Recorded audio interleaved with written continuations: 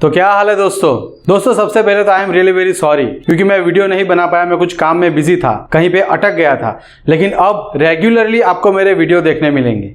दोस्तों आप लोग सोच रहे होंगे कि हनी सिंह 5-6 साल तक कहाँ गायब रहे और 5-6 साल के बाद अचानक आके फिर से उनके एल्बम्स आने लगे और फिर से म्यूजिक इंडस्ट्रीज की दुनिया में हनी सिंह अपना वर्चस्व जमाने में लग गए हैं और दुनिया को बता रहे हैं कि अभी हम जिंदा हैं। तो आइए चलिए दोस्तों देखते हैं इस वीडियो में कि ऐसा क्या हुआ हनी सिंह के साथ कि वो क्यों इतने सालों तक गायब रहे। ये सुन के आपके पैरों तले से जमीन खिसक जाएगी, आपके रोंगटे खड़े हो जाएंगे। तो अपने कुर्सी की पेटी बांध लीजिए, ईयरफोन को कान में डाल लीजिए।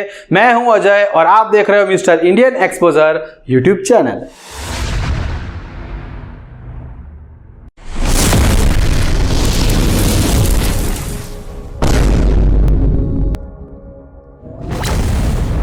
आज से 5-6 महीने पहले एक लाइव कॉन्सर्ट में हनी सिंह ने अपने फैंस को क्या मस्त ज्ञान दिया था, ये आपको भी सुनना चाहिए।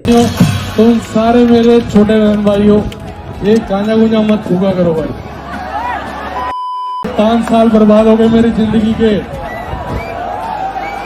दारू पी लो जितनी पीनी है, चरस गांजा मत करना भाई। हनी पाजी इस वीडियो में बोल रहे हैं कि दारू पियो जितनी पीनी है, लेकिन चरस गांजे और ड्रग्स के नशे मत किया करो। इन शॉर्ट सूखे नशे मत किया करो। इन चरस गांजे की वजह से मेरी जिंदगी के 5-6 साल बर्बाद हो गए। काफ़ी गाने थे, एक पंजाबी फिल्म कर रहा था, तो उसके बीच में सब कुछ एकदम मेरा ब्रेकडाउन हुआ और मेरा दिमाग काम करना बंद कर गया और मुझे समझ में नहीं आ रहा था ये सिम्टम्स जो हैं ये क्या हैं। हम लोग देख ही रहे हैं कि आजकल हर कहीं पे Honey Singh is come back, Honey Singh is come back के हल्ले मचे हुए हैं। लेकिन ये कम बैक के हल्ले इसलिए मचे हुए हैं क्योंकि एक जमाने में हनी सिंह म्यूजिक इंडस्ट्रीज की दुनिया के एक किंग थे। School, college, bus stand, gym, function या फेस्टिवल, हर कहीं पे हनी पाजी के ही गाने बजते थे। लेकिन साल 2014 में एक शो के दौरान कुछ ऐसा हुआ जिसके कारण हनी सिंह की पूरी दुनिया ही पलट गई। साल 2014 में हुआ कुछ यूँ था कि हनी सिंह अमेरिका में एक लाइव शो कर रहे थे और अचानक वो लाइव शो में ही हनी पाजी को काफ़ी डरावने ख्याल आने लगे। उनको ऐसा ख्याल आने लगा कि वहाँ मौजूद लोग यानी कि उनके फैंस उनको मार डालेंगे। उनका डर इतना हद तक बढ़ गया था कि हनी सिंह लाइव शो में ही वहाँ से चले गए। बस फिर यहाँ से हनी सिंह का कैरियर क्रैश हुआ और उनकी ज़िंदगी बर्बाद हो गई। मेरा बहुत बड़ा शो चल रहा था स्टार प्लस पे, इंडियाज़ रॉ स्टार, मैंने डिज़ाइन किया था। I was the main judge of the show. I was doing international tour with Shah Rukh Khan. At that time, I was the brand ambassador for Etisalat in Dubai. I was doing lots of things. सारी फिल्मों में गाने आ रहे थे, लेकिन एकदम crash हुआ, मुझे सिम्टम्स आने शुरू हुए। जो हनी सिंह रैप इंडस्ट्रीज दुनिया का बादशाह बन चुका था, वो एक ही झटके में सब कुछ खत्म हो गया और पूरी दुनिया में हनी सिंह के बारे में उल्टी सीधी बातें चलने लगी। लोगों ने कहा हनी सिंह नशा करता है, दिन रात पी के पड़ा रहता है। किसी ने कहा वो लड़कियों के चक्कर में दिन रात लगा रहता है, लड़कियों के चक्कर की वजह से उनका कैरियर बर्बाद हुआ है, और भी न जाने क्या क्या कहा सब लोगों ने। लेकिन असलियत कुछ और ही थी। असलियत ये थी कि हनी सिंह ड्रग्स और गांजे की वजह से एक बहुत ही बीमारी का शिकार बन चुके थे। उस बीमारी का नाम था बाइपोलर डिसऑर्डर। मेरा बहुत sir bipolar disorder, psychotic symptoms आने लग गए थे। तो आपके मन में ये ख्याल आएगा कि आखिर ये बाइपोलर डिसऑर्डर है क्या। तो आज इस वीडियो में हम यही सब कवर करने वाले हैं कि ये बाइपोलर डिसऑर्डर ने आखिर कैसे हनी सिंह पाजी की जिंदगी बर्बाद कर दी। तो सबसे पहले हमारी चैनल को सब्सक्राइब कर दीजिए और बने रहिए हमारे वीडियो में। थोड़ा सा भी स्किप मत करना वरना आपको मजा नहीं आएगा। अरे यार, अभी तक भी आपने चैनल को सब्सक्राइब नहीं किया है तो कर दीजिए, क्योंकि इस चैनल पर आपको ऐसे अच्छे वीडियो के खजाने मिलते रहेंगे। क्योंकि मैं इतनी मेहनत करके आपके सामने वीडियो बना के प्रेजेंट कर सकता हूँ, तो आपको तो बस सब्सक्राइब को बटन के टच करने जितनी ही मेहनत करनी है। तो सब्सक्राइब कर दीजिए यार। तारीख थी 15 मार्च 1983। दिल्ली के करमपुरा में हनी सिंह का जन्म हुआ था। हनी सिंह का रियल नाम हृदय सिंह है। हनी सिंह को म्यूजिक में बचपन से ही काफी इंटरेस्ट था। लगभग 10 साल की उम्र में ही वो अपनी स्कूल प्लेयर में तबला बजाया करते थे। लेकिन एक दिन अचानक हनी सिंह को अपनी गुरु नानक स्कूल में से तबला बजाने से मना कर दिया गया। स्कूल वालों ने ऐसा इसलिए किया क्योंकि हनी सिंह ने अपने बाल कटवा लिए थे। आपको जानकारी के लिए बता दूं कि हनी सिंह सिख है और सिखों में केस कत्ल करना यानी कि बाल कटवाना सिखों के आइडेंटिटी के खिलाफ है। सिखों में 5 के आते हैं यानी कि किरपान, कंघा, कड़ा, केस और कछेरा। ये सिखों की 5 आइडेंटिटी है। इसी वजह से हनी सिंह के बाल कटवाने से उसको स्कूल प्लेयर में तबला बजाने से रोका गया। इसका उनके दिमाग पर काफी ज्यादा असर पड़ा। स्कूलिंग के दौरान हनी सिंह जब 12th स्टैंडर्ड में थे तब स्टडी से ज्यादा टाइम वो म्यूजिक को देते थे। इस वजह से वो 12th में फेल हुए और उनका 12th क्लास दोबारा करना पड़ा। जैसे तैसे 12th पास करके इंजीनियरिंग ज्वाइन की, तब उसके पापा ने उसे कंप्यूटर दिलाया। कंप्यूटर मिलने के बाद हनी सिंह कंप्यूटर पे काफी टाइम बिताने लगा। घर वालों को तो ऐसे ही लग रहा था कि वो इम्पोर्टेंस प्रोग्रामिंग कर रहा है, लेकिन ज्यादा तक वो कंप्यूटर पर म्यूजिक ही बनाता रहता था। वो कॉलेज टाइम पे तो निकलता था, लेकिन कॉलेज में निकलने के बाद वो आसपास वाले डीजे से म्यूजिक सीखने जाता था। कॉलेज डिग्री कंप्लीट करने के 1 साल बाद इस लड़के को म्यूजिक की इतनी नॉलेज आ गई थी कि वो एकदम से अपना खुद का एल्बम लॉन्च कर सके। इसलिए वो रात भर जागकर रिमिक्स म्यूजिक बजाने में लग गया था। अब इस रिमिक्स म्यूजिक की सीरीज हनी सिंह दिल्ली के कुछ फेमस क्लब में देने लगा। देखते ही देख के क्लब में इस लड़के के रिमिक्स म्यूजिक को काफी पसंद किया जाने लगा। एक दिन दिल्ली के क्लब में इंग्लैंड से आए ललित कालिया ने जब हनी सिंह के रिमिक्स को सुना तो उन्होंने हनी सिंह को यूके की एक कंपनी के साथ कॉन्ट्रैक्ट साइन करवाया। कॉन्ट्रैक्ट के अकॉर्डिंग 1 साल तक हनी पाजी ने मुंबई में रहकर लेकर हम दीवाना दिल एल्बम पे वर्क किया, लेकिन ये एल्बम जब लॉन्च हुई तो बहुत ही बुरी तरीके से फ्लॉप हो गई। तो उन्होंने मुझे साइन किया, 1 साल मैंने एल्बम पे काम किया, रीमिक्स किया मैंने। हाँ जी, हैं पूरी एल्बम सुपर फ्लॉप हो गई। 2005 में हनी भाई के डेडिकेशन और लक ने फिर से उनका साथ दिया और हनी सिंह ने अपनी लाइफ का पहला सुपरहिट सॉन्ग खड़के गिलासी लॉन्च किया। उसके लिए हनी सिंह को अवार्ड तो मिला, लेकिन पैसे ना मिलने से फाइनेंशियल कंडीशन वैसी की वैसी ही थी। फिर हनी भाई ने रीबर्थ नाम का एक पंजाबी एल्बम लॉन्च किया।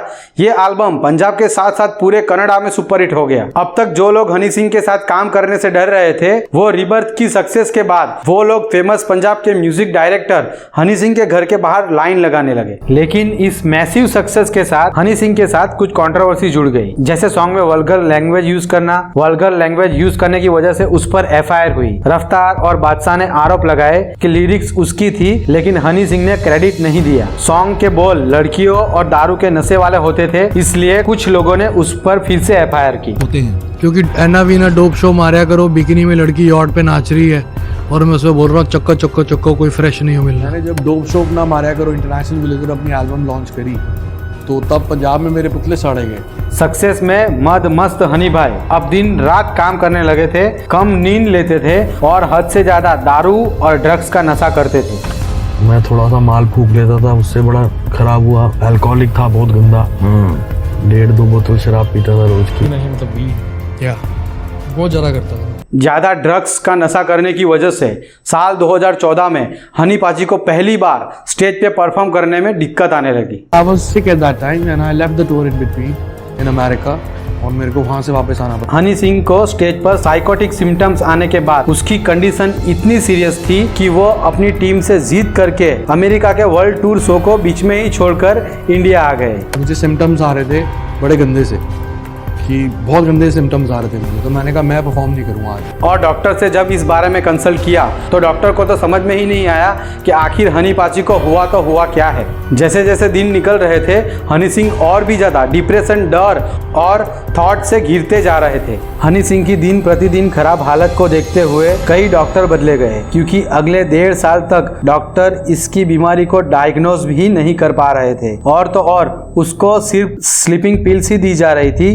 कुछ डॉक्टर ने तो यह तक भी बोल दिया था कि अब हनी भाई को इसी कंडीशन में अपना सारा जीवन काटना पड़ेगा। और कई डॉक्टर्स तो कह गए ये तो केस बहुत खत्म है, ये तो ठीक नहीं होगा, इसको बस दवाइयाँ देते रहो, सुलाते रहो, इसका कुछ नहीं हो सकता। कुछ नहीं होने के बाद लास्ट में किसी बॉलीवुड सेलिब्रिटी में से किसी एक ने डॉक्टर राहुल मुरादा से कंसल्ट करने को कहा, जो दिल्ली में रहते थे। डॉक्टर राहुल मुरादा ये पहले ऐसे डॉक्टर थे जिसने हनी सिंह की बीमारी बाइपोलर डिसऑर्डर को डायग्नोज किया था। तो आप लोग सोच रहे होंगे कि आखिर ये बाइपोलर डिसऑर्डर है क्या। तो आपको बता दूं, दिमाग का दही करने वाली ये बीमारी है ये, जो ब्रेन में केमिकल के इनबैलेंस की वजह से होती है। याद हो तो मैंने आगे बताया था कि हनी सिंह ने अमेरिका वाले लाइव शो को छोड़ा था, तब उनको भी इसी टाइप के साइकोटिक सिम्टम्स आए थे। है। वो पहली बार था जब हनी भाई को ऐसा लगा था भीड़ यानी कि ऑडियंस उनको मार देगी, और यह डर हनी सिंह के ब्रेन में इन सेरोटोनिक की कमी की वजह से लग रहा था। तो आइए ये कंप्यूटर प्रोग्रामिंग से समझते हैं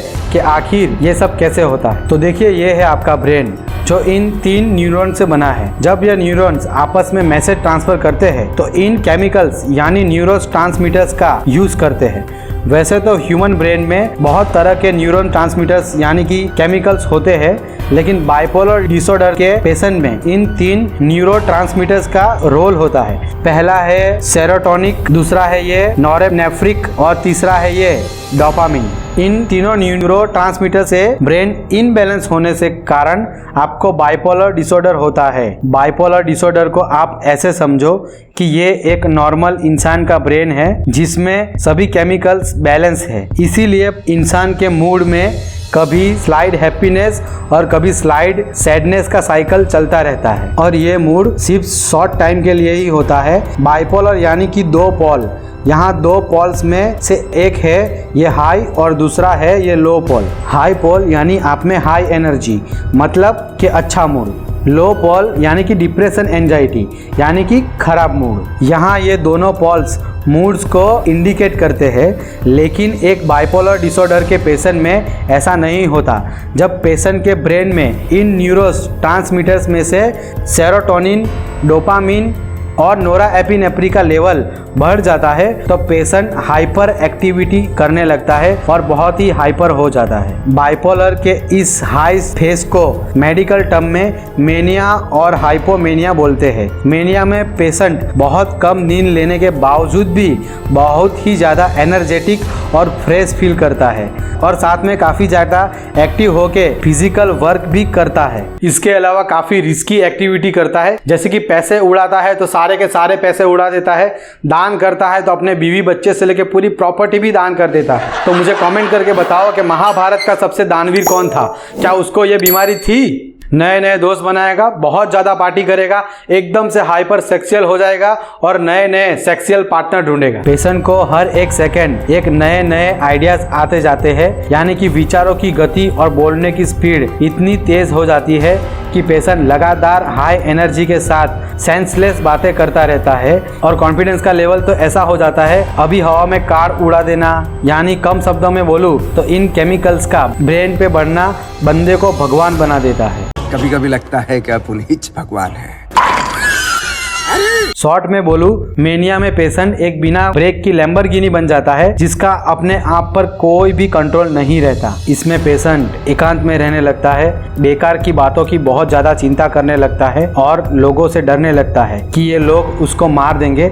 जैसे कि हनी सिंह पहली बार अमेरिका में स्टेज शो के दौरान उनको ऐसा लग रहा था कि लोग उन्हें स्टेज पे चढ़ के मार देंगे। नहाता भी था तो दरवाजा खोल के नहाता था, इतना डर था, फियर था मेरे अंदर। बाइपोलर डिसऑर्डर के इन 3 एपिसोड की वजह से हनी सिंह 4 साल को ठीक होने में लगे और 5 साल वो अपने पैशन यानी कि म्यूजिक इंडस्ट्री से दूर रहे। और हनी पाजी 60 डॉक्टर्स और कई करोड़ों फैंस की वजह से एक बार फिर से ठीक हो गए म्यूजिक इंडस्ट्री की दुनिया में हल्का मचाने आ गए हैं। Proper medication and counselling and under strategy की हेल्प से इंसान फिर से अपनी नॉर्मल लाइफ तो जी ही सकता है, क्योंकि साइंस और मेडिकल आज इतना आगे है। साल 2008 से 2014 तक हनी सिंह का भी अपना एक गोल्डन एरा ही था। हम सब उनके बहुत हार्ड फैन थे। हम सब तो आज भी यही चाहते हैं कि फिर से हनी सिंह का वही गोल्डन कमबैक हो जाए। दोस्तों, चाहे कुछ भी हो जाए मगर चरस गांजा मत फूकना। उसके शिकार बने हनी पाजी आपके सामने है कि उनकी क्या हालत हुई थी, और उनकी ज़िंदगी के 5-6 साल उन्होंने बर्बाद कर दिए। लेकिन बाइपोलर डिसऑर्डर ने एकदम से झंड कर दिया मेरी जिंदगी की। क्या कर दिए? झंड। हनी सिंह के कमबैक को लेकर आपकी क्या राय है मुझे कमेंट करके जरूर बताना। जरूर कमेंट करना हनी सिंह फिर से सक्सेस हो पाएंगे या नहीं। अगर आपको ये वीडियो अच्छी लगी हो तो हमारे चैनल को सब्सक्राइब करो, लाइक करो, शेयर करो वीडियो को, और कमेंट करना मत भूलना। तो मैं मिलता हूँ आपको इसके नेक्स्ट वीडियो में। तब तक के लिए अपना ध्यान रखिए, सेफ रहिए। जय हिंद, जय भारत।